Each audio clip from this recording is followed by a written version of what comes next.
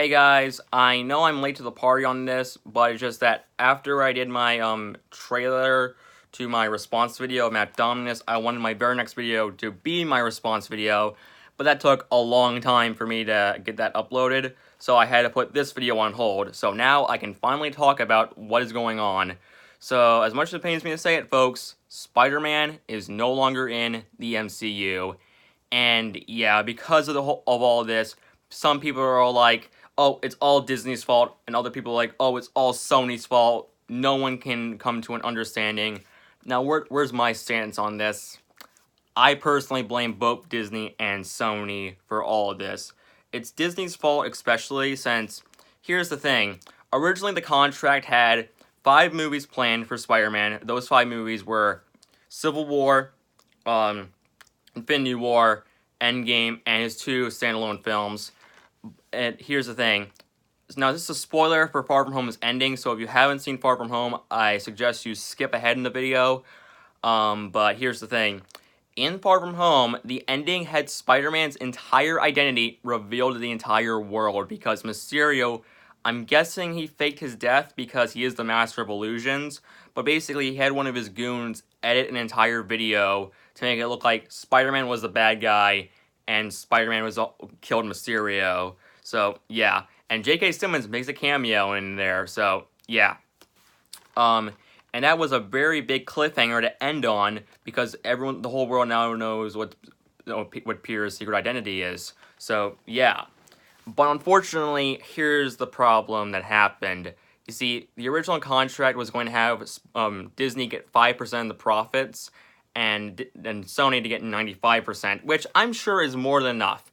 But when they went to renew the contract for the future films, Disney decided, hey, why don't we up the ante to 50%? And that's where the problems came. You see, Disney, okay, I'll fully admit this is a problem with Disney.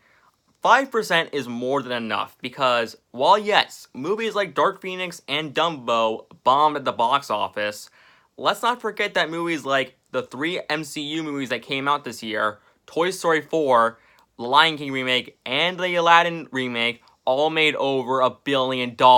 Heck, Avengers Endgame made $2 billion at the box office and is close to $3 billion.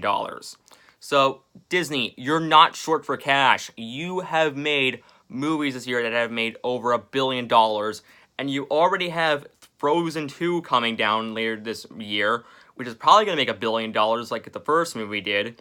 And also, you have the Disney Plus the Disney Plus streaming service, which I'm pretty sure is going to make you a lot more money with all the stuff you're adding. So 5% is more than enough for you guys. I think 10% would have been more reasonable, but still. Also, I do blame Sony because I don't want them to make a live-action Spider-Man movie. I am perfectly fine with them making films like Spider-Verse, but because of all this, and due to the fact that Tom Holland has it in his contract for 2 more Spider-Man movies, I don't want to see Spider-Man interact with Venom, mainly due to the fact that, here's the thing, in the Venom movie, they did some false advertisements saying, unleash your inner anti-hero, even though in the movie Eddie Brock is a good guy, so yeah. And with the whole villain universe, with the villains being good guys, why would I want to see Spider-Man up against Venom when he's already a good guy? And also, with the whole thing that's happened, they're basically going to have to start from scratch with Tom Holland's portrayal, since it's going to make it feel like his entire storyline, from Civil War to Homecoming, to Infinity War, to Endgame, to Far From Home, would feel completely pointless, and they would have to not reference anything of the events of the MCU. So that means they're going to have to restart from scratch, and I don't want to see another reboot. I am perfectly fine with Spider-Verse, but I don't want to see another live-action Spider-Man movie. So, yeah, I don't want to see Sony do this at all. But don't worry, guys, there might still be hope in the future, but right now, it doesn't look like Spider-Man is going to be in the MCU for a while. It does pain me to say this, because Tom Holland is probably my favorite live-action Spider-Man. He is just so perfect in the role, and yeah, I want to see him more in the MCU.